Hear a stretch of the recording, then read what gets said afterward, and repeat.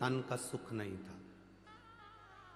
गौतम बाबा के पास जाकर उन्होंने निवेदन करा, पिताजी मेरे को संतान का सुख नहीं।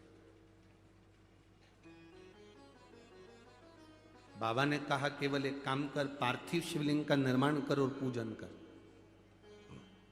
पार्थिव का पूजन कर। मेरी जीजियों, मेरे नासिक के जीजाओं और मेरी बेटियां, बहनें, भाई, मेरे बेटाओं, तुम्हें लग रहा है अपनी जिंदगी में कि दुख मिट नहीं रहा, थोड़ा प्रयास, संघर्ष करना, कर्म करना, मेहनत करना। ऐसी वैसी जगह पर मत चले जाना कि कोई तुम्हारे ऊपर छड़ी घुमाकर नीचे से सोने के हंडे निकाल दे। बहुत मुश्किल है सोने के हंडे निकलना। मेहनत करोगे तो सोने के क्या, हीरे के अंडे निकल जाएंगे। उसमें क्या दिक्कत?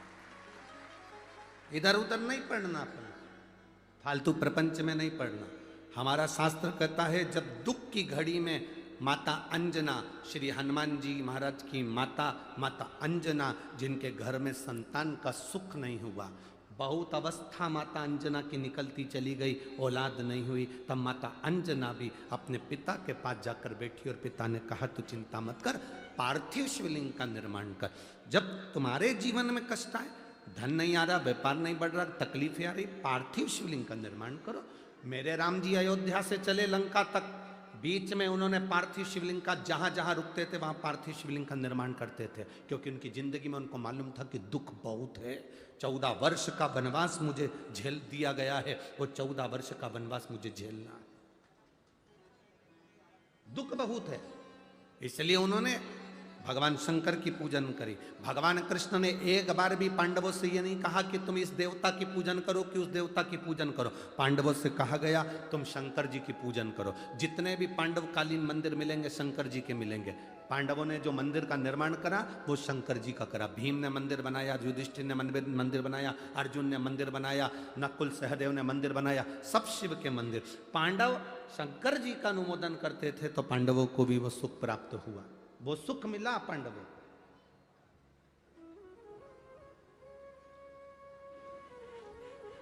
शिव भक्ति का जो सुख है वो खाली नहीं गया। राम जी ने पूजन करी, भगवान कृष्ण ने पूजन करी।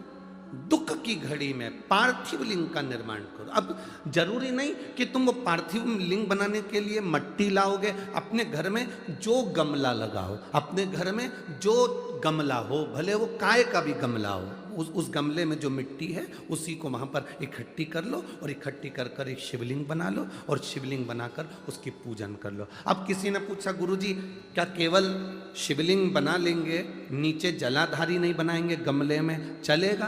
क्यों नहीं चलेगा? शिव महापुराण में कहा गया केवल शिवलिंग अकेला बनता है तो उसको मणिलिंग कहा जाता है। उसकी पूजन का प्रमाण भी हमारे शास्त्रों में है।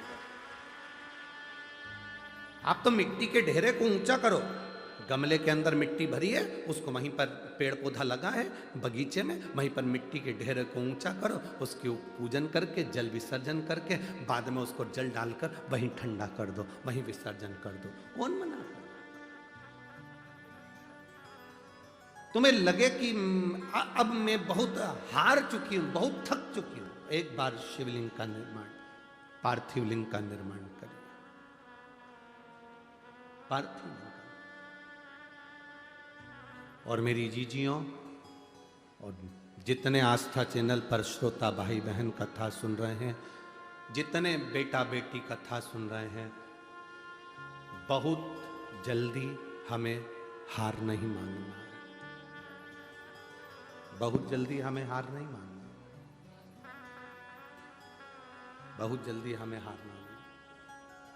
अगर जीवन में दुख है, संघर्ष की जिंदगी जी रहे हो और कोई रास्ता नजर ना आए, तो एक बार कुबेरेश्वर धाम पर आकर 5 कंकर उठाकर उसकी पूजन, जहाँ कंकर शंकर की भूमि है वहाँ बैठकर बाबा से प्रार्थना कर कर उस कंकर शंकर को नमन कर कर एक बार उससे दिल से कह कर आ जाना, बाबा कुबेर भंडारी ऐसा भंडार भरना मैं 3 महीने में वापिस सजाऊं, ऐसी कृपा कर। ये बैग जो मैं लेकर आया हूं इसको खोलूंगा नहीं मैं, इसको मैं अब 3 महीने के अंदर वापस आऊंगा तभी खोलूंगा, बैग भी नहीं खोलूंगा,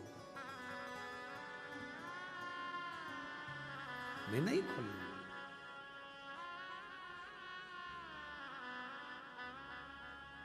खाली कहां भेजता है, कहां खाली भेजा। एक मां लिखती है जिसकी शादी 2012 में हुई, संतान का सुख नहीं था, वो उसको संतान बाबा दे दिए। कोई को 25 वर्ष हो गए। ये पत्र इतने सारे हम लोग बाँचेंगे तो बहुत समय हो जाता है पत्र को बाँचने में, बहुत।